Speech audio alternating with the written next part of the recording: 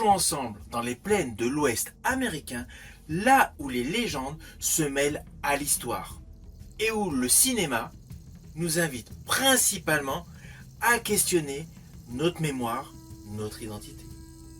Aujourd'hui, nous allons faire un bond en arrière, nous allons retourner en 1995.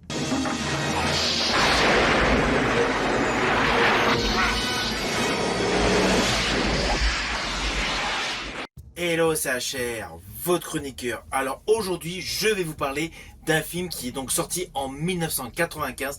Il s'agit d'un western contemporain qui a pour titre Le Dernier Cheyenne. Dans sa version originale, le titre de ce film est Last of the Dogmen. Mais il est principalement connu avec le titre Le Dernier Cheyenne. Alors je vous le dis tout de suite, ce film est essentiellement pour tous les aficionados du chef-d'œuvre de Kevin Costner dans sa culture.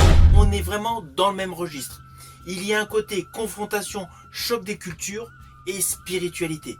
Alors oui, il n'y a pas de combat entre des cow-boys et des indiens dans ce film.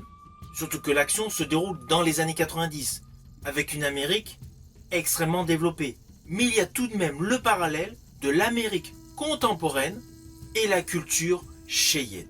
Ce film présente un réel contraste de ces deux cultures, porté justement par un duo d'acteurs principal à cheval sur cette ambivalence.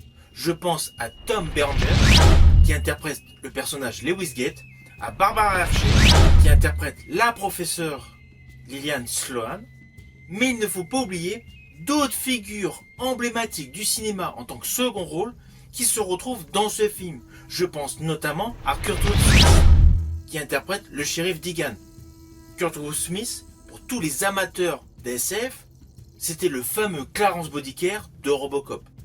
Ainsi, il y a un casting solide autour d'une histoire totalement innovatrice. Histoire qui est la suivante.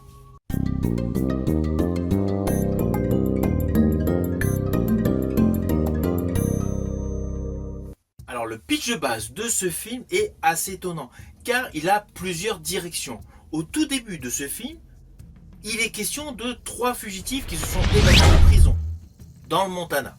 Là, à leur poursuite, se retrouve engagé le chasseur de primes interprété par Tom Berenger. Mais assez rapidement, cette recherche d'évadés de prison tourne radicalement vers un western contemporain. Car le fameux chasseur de primes découvre des indices particuliers.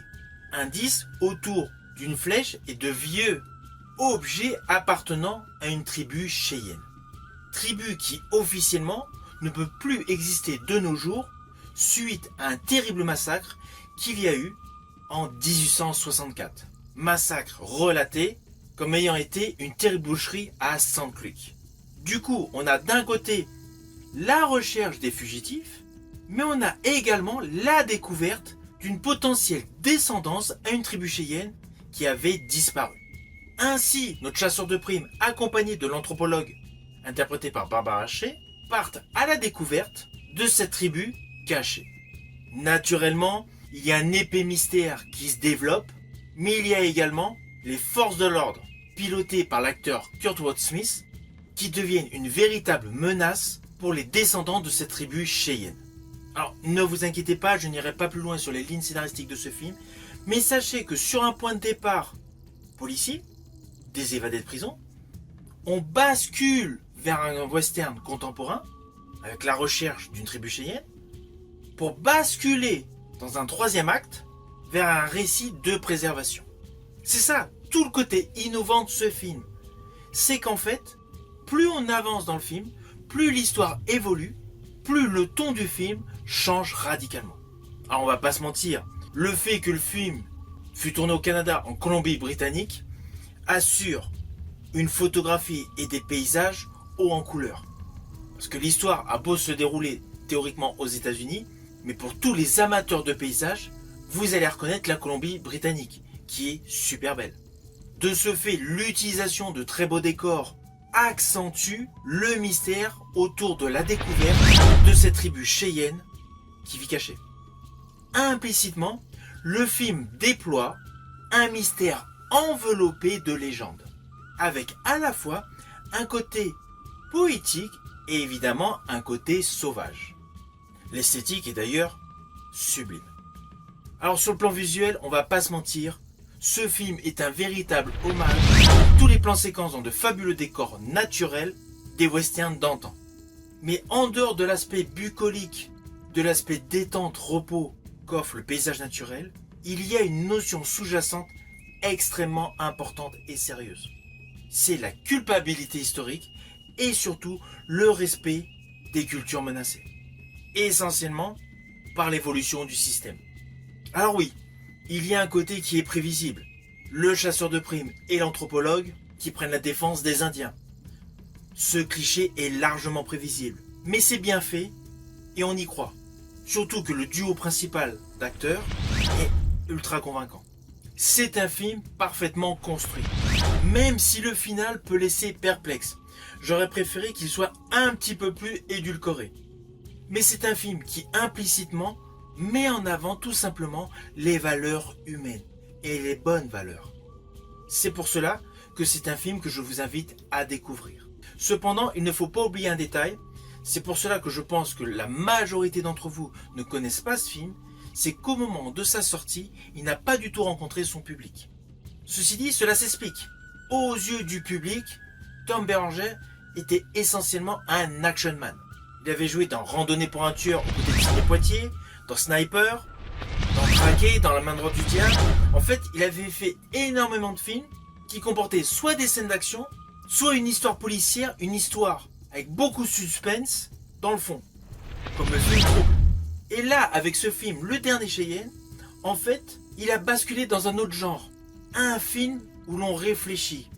Un film où on se pose littéralement pour penser aux erreurs du passé. Donc naturellement, au moment de sa sortie, ce film a fait office de vilain petit canard. Pourtant, c'est le genre de film qui aurait dû marcher.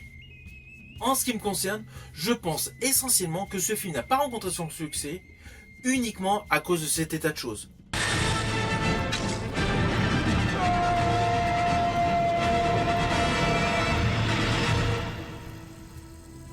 Tom Berenger,